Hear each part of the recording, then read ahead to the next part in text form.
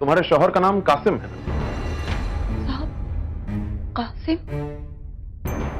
तुम जानती हो ना कि कासिम हमारी हिरासत में। सर, अगर आप इजाजत दें तो मैं इसे सब कुछ उगलवा सकती हूँ। नहीं इंस्पेक्टर, फिलहाल शायद इसकी जरूरत नहीं पड़ेगी। अगर इसने मुंह नहीं खोला तो फिर आप ही को सौंपेंगे, क्योंकि इनकी वजह से हमारे 2 ऑफिसर्स किडनैप हुए हैं।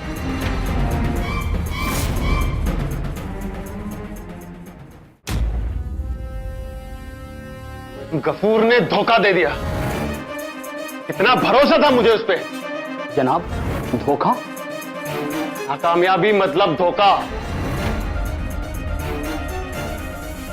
अपने मुल्क के साथ धोखा, अल्लाह पाक के साथ धोखा, भरोसा करने वालों के साथ धोखा। जनाब थोड़ा वक्त दीजिए, गफूर का फोन आता ही होगा। मगर फोन करेगा किस मुंह से? तो मामूली आदमी नहीं खत्म कर पाया वो।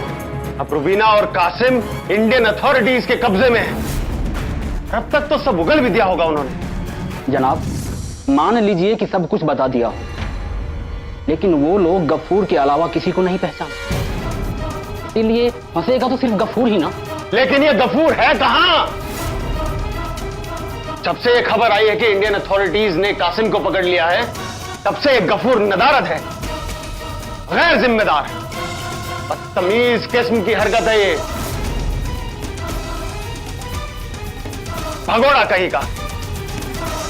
हमारे आदमियों ने उसे फोन करके भी देख लिया। हाँ, मुराद ने स्विच ऑफ कर रखा है। जनाब माफी चाहता हूं दखल देने के लिए, लेकिन ये जो हम लोगों की आदत है ना, आदमी का इस्तेमाल करके उसे खत्म कर देने की, तो उसके चलते हो सकता है वो एलओसी क्रॉस करके दूसरी तरफ चला गया होगा।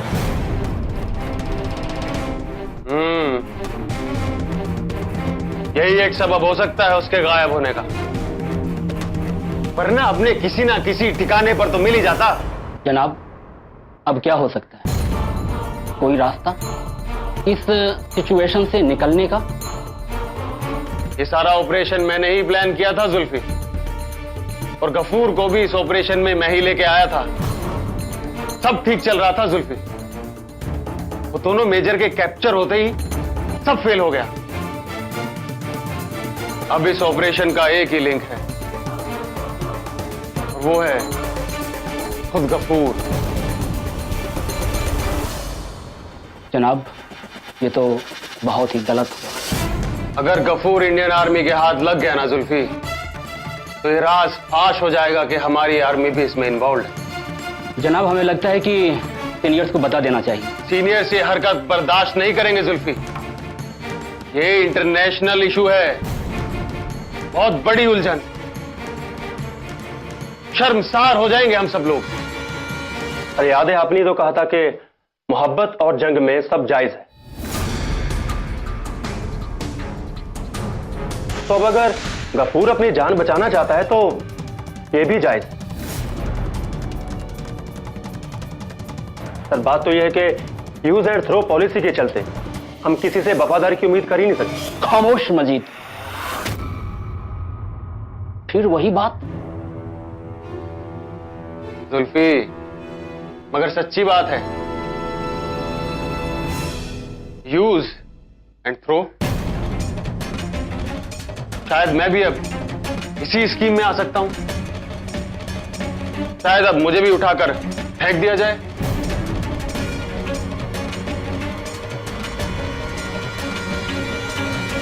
कासिम, ठीक से याद करो और बताओ। सर, गफूर भाई तो हमारे यहां ही ठहरते थे। याद करो, कभी किसी का जिक्र किया हो, कोई दोस्ती, कोई रिश्तेदार? नहीं, वो रुबीना को अपनी मुंह बोली बहन और मुझे अपना बहनोई मानते थे। अच्छा, जब तुम्हारे यहाँ आके रुकते थे वो, तो कोई उनसे मिलने आता? वो 2-4 दिन के लिए ही रुकते थे, और जब वो रुकते थे तो ना किसी का जिक्र करते थे और ना ही उनसे कोई मिलने आता था। सर बहुत शातिर लगता है ये गफूर। हाँ, कासिम, ठीक से याद करने की कोशिश करो। कुछ तो उन्होंने जिक्र किया होगा ना, कुछ। मतलब तुमसे मिलने से पहले भी तो वो सरहद के पार आते थे। सबका कोई नाम, कोई जिक्र, कोई पहचान।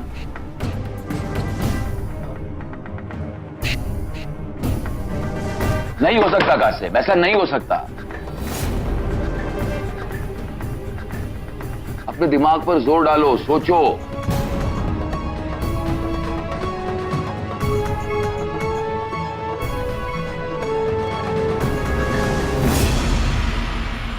हाँ, ताहिर।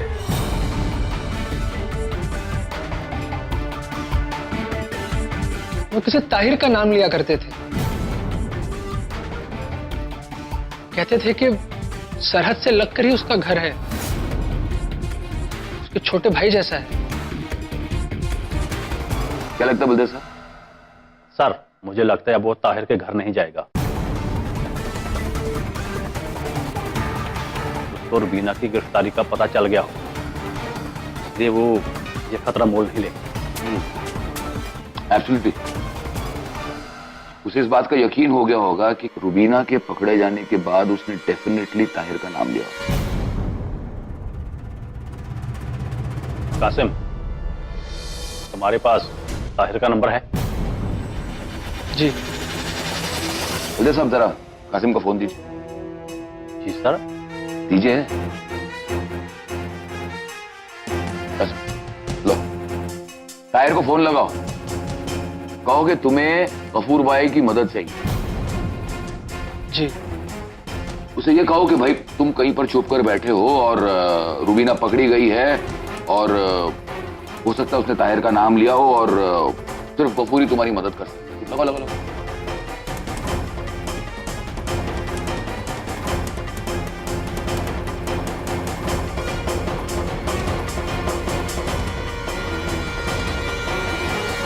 ताहिर मियां, कासिम।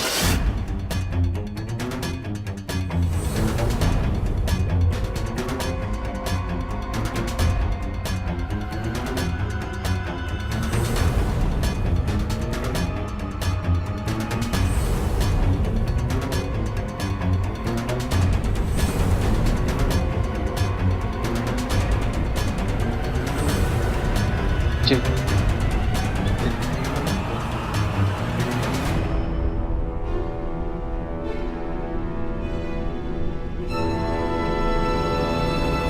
साहब, सर। किसी बहुत ही काबिल कमांडो को इन्फॉर्म कीजिए, बुलाइए उसे। छोटा सा ऑपरेशन है।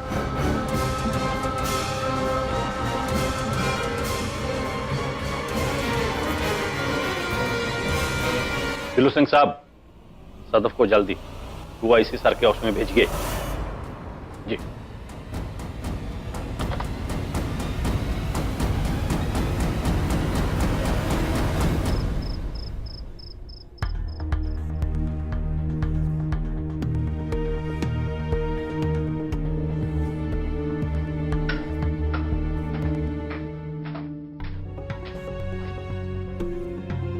अरे आपने कॉफी भी नहीं पी? कॉफी? हाँ, पी लूंगा, लेकिन मैं एक्चुअली कुछ सोच रहा था श्वेता। मैं ये सोच रहा था कि ये सिविलियंस इन मुजाहिदीन की बातों में क्यों फंस जाते हैं? व्हाई? ऐसी क्या बात होगी आप इस टॉपिक पर इतना अपसेट है? श्वेता, ये रुबीना एक मामूली भेड़ बकरी चराने वाली गरीब औरत है, एक खाना बदोश है। बड़ी हैरानी होती है जब रुबीना जैसे लोग एंटी नेशनल एक्टिविटीज में इन्वॉल्व हो जाते हैं। You understand what I am saying? जरूर कोई मजबूरी रही होगी ना। क्या मजबूरी हो सकती है श्वेता? उस बेचारी को तो यह भी नहीं पता होगा कि उसके थ्रू क्या गुनाह करवा रही हैं लोग। आप शायद सही कह रहे हैं। पता नहीं मुजाहिदीन लोग ऐसे भोले भाले लोगों को फंसा कर क्यों अपने मंसूबे पूरे करवाते हैं। It's so disturbing. बहुत दुख होता है जब ये मुजाहिदीन ऐसे भोले भाले लोगों को फंसा कर अपने मंसूबों को अंजाम देते हैं। क्यों फंसते हैं ऐसे लोग? मुझे तो दो वजह लगती है, पहली गरीबी और दूसरी बेरोजगारी। शायद इसी वजह से सिविलियंस मिलिटेंट्स की बातों में आ जाते। राइट? नहीं श्वेता, अल्लाह का वास्ता और जिहाद का जज्बा, these are the two primary reasons. अगर लोग एजुकेटेड होते, अगर पढ़े लिखे होते, तो ये सब कुछ नहीं होता। Believe me. आप बिल्कुल सही कह रहे हैं। आप इस बारे में कुछ करते क्यों नहीं? कोई ठोस कदम उठाइए ना। मैं कर रहा हूँ Shweta, I am trying my best. मैं सरकार और हेडक्वार्टर्स को लगातार रिपोर्ट्स भेज रहा हूँ एक अरसे से। तो कोई रिस्पॉन्स आया? कुछ स्कीम्स और ट्रेनिंग प्रपोजल्स आई हैं। अब 100% इम्प्लीमेंटेशन हो तो मतलब है कुछ। ये तो आप जानते हैं कि गवर्नमेंट के काम में उनके प्रोसीजर में कितना वक्त लगता है, लंबे प्रोसीजर चलते हैं। इन मीनवाइल मेरा एनजीओ कोई हेल्प कर सकता है? हाँ श्वेता, एक्चुअली मैं तुमसे इस बारे में बात करने वाला था, लेकिन एक्सक्यूज मी। हाँ वो ऐसे नहीं, नो स्ट्रेस, आप उन्हें हॉस्पिटल में एडमिट करवा दीजिए जी। Let me know what happens. Alright. क्या हो गया? वो रुबीना जिसकी बात कर रहा था, उसकी तबीयत अचानक कुछ खराब हो गई है। ओह, शायद घबरा गई होगी वो। नथिंग टू वरी, बोल दिया मैंने हॉस्पिटल में एडमिट करने।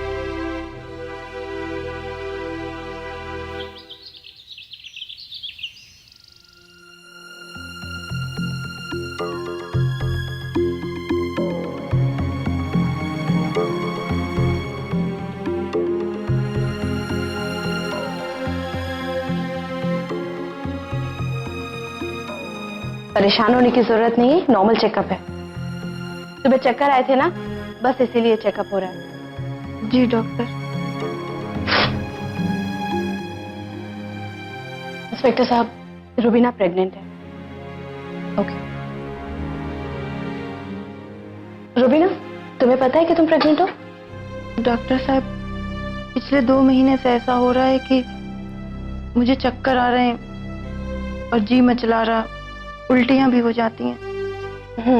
प्रेगनेंसी में ऐसा होता है और तुम्हारा थोड़ा बीपी भी लो है, लेकिन घबराने की कोई बात नहीं है, मैं मेडिसिन लिख दूंगी। ओके? इंस्पेक्टर साहब, आपने इनके साथ कोई सख्ती तो नहीं की? जी नहीं। थॉमस, आप अंदर आ जाइए। थॉमस, एक लेडी नर्स का इंतजाम कीजिए और अल्ट्रासाउंड का भी, और रुबीना को रूम नंबर 5 में शिफ्ट करवा दीजिए। ठीक है डॉक्टर। देखिए, रुबीना को काफी वीकनेस है और इनका बीपी भी काफी लो है, इसलिए हमें इन्हें एडमिट करना होगा। ओके, तो मैं इनको गार्ड करने के लिए 2 लेडी कांस्टेबल का इंतजाम करती हूँ। श्योर। ओके।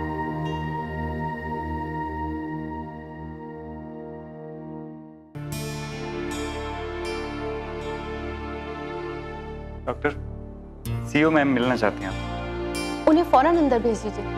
ओके।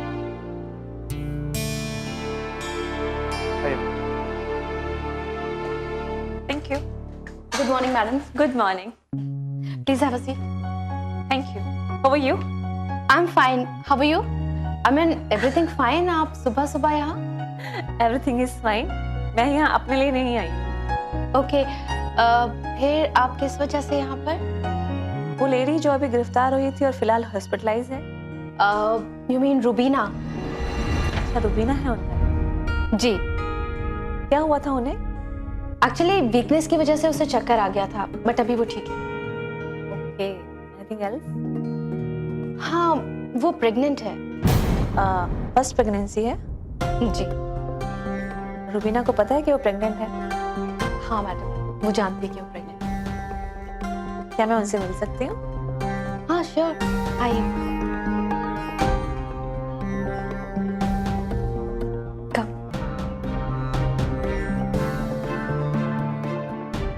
रुबीना, ये कैसे गलत धंधों में पड़ गई हो तुम? अरे अपना नहीं तो कम से कम अपने होने वाले बच्चे का तो ख्याल करो। कैसी हो रुबीना? चलो उठो, बैठो, अच्छा लगेगा। देखो तुमसे कौन मिलने के लिए आया है? रुबीना, मैं श्वेता हूँ। ये हमारी पलटन के सीओ साहब की वाइफ। सलाम मैडम। सलाम। अभी कैसी तबीयत है आपकी? जी ठीक हूँ।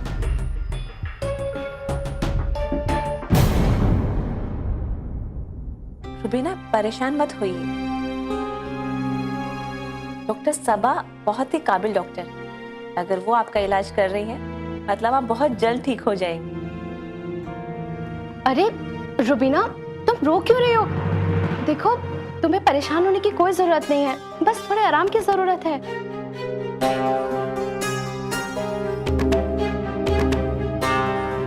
डॉक्टर साहब, मुझे खुद की फिक्र नहीं है, मुझे तो बस अपने होने वाले बच्चे की फिक्र हो रही है। रुबीना, मैं समझ सकती हूँ कि इस वक्त आपके दिल में क्या चल रहा है, पर इस वक्त आपकी कोशिश होनी चाहिए कि आपका बच्चा तंदुरुस्त हो। और अगर आप ऐसे परेशान रहेंगी तो बच्चा तंदुरुस्त कैसे होगा, बताइए। वही तो मैडम, चाहे कुछ भी हो जाए, लेकिन ये तो हकीकत है कि मेरा बच्चा यहाँ जेल में कैदियों के बीच में होगा। कैदी का बच्चा कहलाएगा। मैडम, जब मैं डॉक्टर साहब को और पुलिस मैडम को देखती हूँ तो मुझे ऐसा लगता है कि मैं भी इनके जैसी हो सकती थी। लेकिन मैडम, हमारे यहाँ का माहौल, गरीबी, अम्मी अब्बू चाह कर भी हमें अच्छी तालीम दिला नहीं सकते थे, और ऊपर से हम लड़की, हमारे यहाँ लड़कियों को पढ़ाया ही नहीं जाता। लेकिन मैं चाहती हूँ कि मेरा बच्चा खूब पढ़े लिखे आप लोग जैसा बने।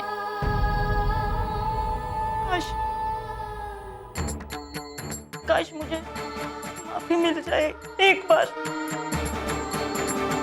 रुबीना, ये जिंदगी आपने खुद चुनी, ये आप भी जानती हैं कि जो आपने किया है उसके बाद माफी की तो गुंजाइश ही नहीं। मैं जानती हूँ मैडम। पर आप नाउम्मीद मत होइए रुबीना, आप इंडियन आर्मी का साथ दीजिए, उन्हें कोऑपरेट कीजिए, वो आपके बच्चे का जरूर ध्यान रखेंगे, उसे महफूज रखेंगे। क्या ऐसा हो सकता है मैडम? बिल्कुल हो सकता है रुबीना, मैं आपसे वादा करती हूँ, आपका बच्चा लड़का हो या लड़की, मैं खुद उसके देखभाल की जिम्मेदारी लेती हूँ, उसकी पढ़ाई लिखाई की और उसे नेक इंसान बनाए।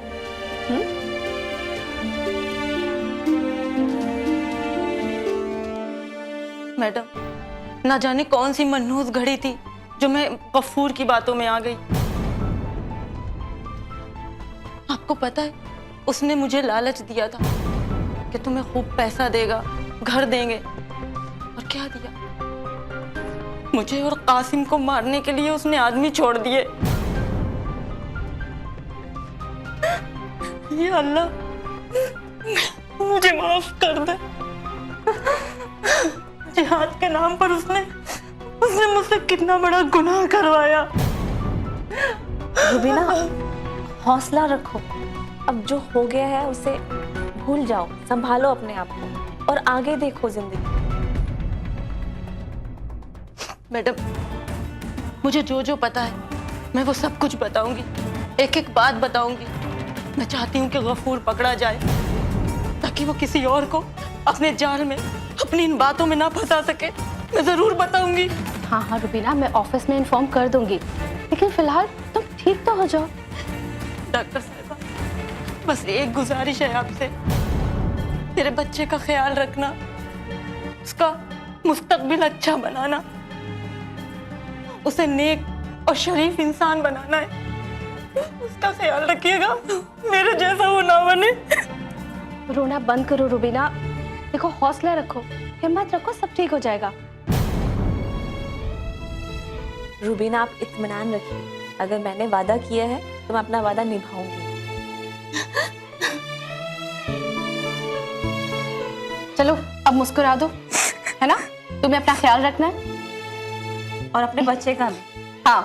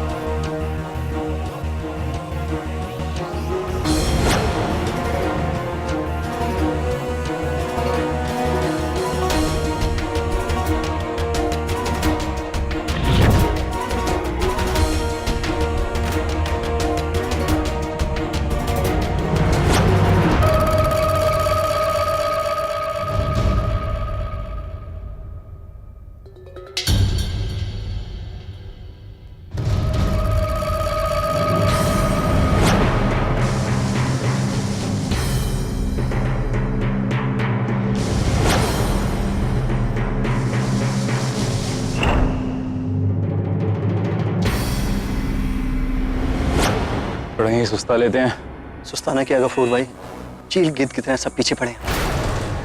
इंडियन आर्मी से क्या घबराना, भागते हुए आएंगे और भागते हुए चले जाएंगे। गफूर भाई मुगालते में मत रहो, वो भागते हुए आएंगे और हमें साथ लेकर जाएंगे। अरे नहीं मियाँ, ये जगह महफूज है। हमारे लिए कोई भी जगह महफूज नहीं। इधर इंडियन आर्मी और उधर हमारी आर्मी के लोग हमारे पीछे पड़े हुए। गफूर भाई, तुम तो कहते थे जन्नत मिलेगी, क्या यही जन्नत है? दिमाग मत खराब करो। दिमाग तो तुमने हमारा खराब कर रखा। अच्छी खासी जिंदगी जी रहा था, पल गलाकर कहां लाकर पटक दिया। अगर ऐसी बात है तो मेरे पीछे क्यों आए? चले जाओ। अब हम थोड़े ही छोड़ेंगे तुम्हें। हमारी जान की हिफाजत तुम्हारा जिम्मा है, समझे? अरे छोड़ो, कोई किसी की जान नहीं बचाता, सब अपने लिए खुद जिम्मेदार होते हैं। गफूर भाई, अच्छा नहीं किया तुमने हमारे साथ। देख मियाँ, अभी थोड़ी गर्मा गर्मी है, मिशन फेल हुआ है इसलिए थोड़ी सख्ती है। एक बार मामला ठंडा पड़ जाए फिर सब पहले जैसा हो जाएगा। वही तो, मिशन फेल हो गया और हमारे लोग ही हमें दरकिनार कर दिए। वो तो हमें समझते हैं बस।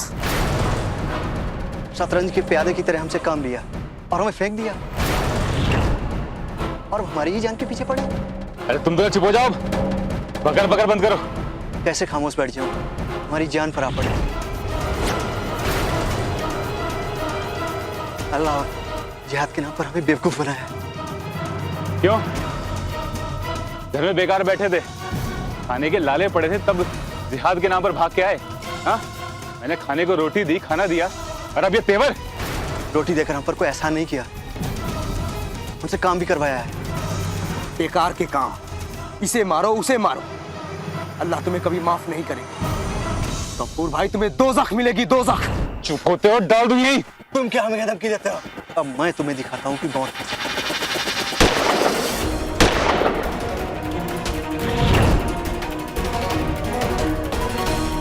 बुज़दिल साले।